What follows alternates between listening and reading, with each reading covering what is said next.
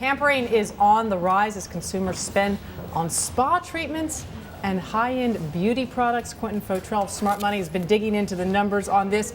Some very interesting retail sales numbers that sort of back this up. You think it might be the opposite when people are worried about the economy, but maybe not. Right. Well, first of all, personal consumption in services is up significantly, and other surveys show that personal consumption in like salons, weight clubs, spas are also up 9% profit for those companies last year, and a 5% rise in sales, which is more than the actual overall increase in retail sales.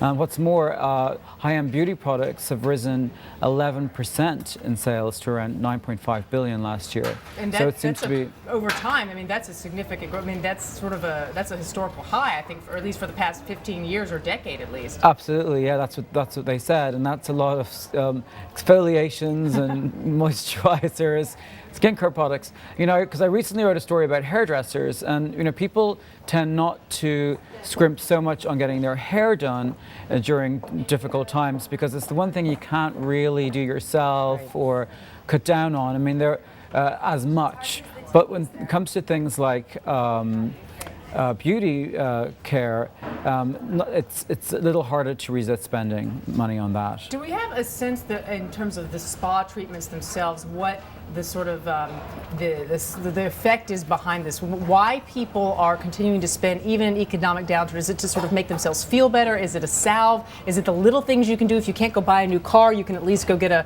massage or get your nails done. Right. It's partly that, and it's partly a return to treating yourself. I think when analysts told me that during the recession, more women might have been inclined to save a little more and spend on their kids, whereas now that's turning around. Like, there was one nationwide store called Massage Envy.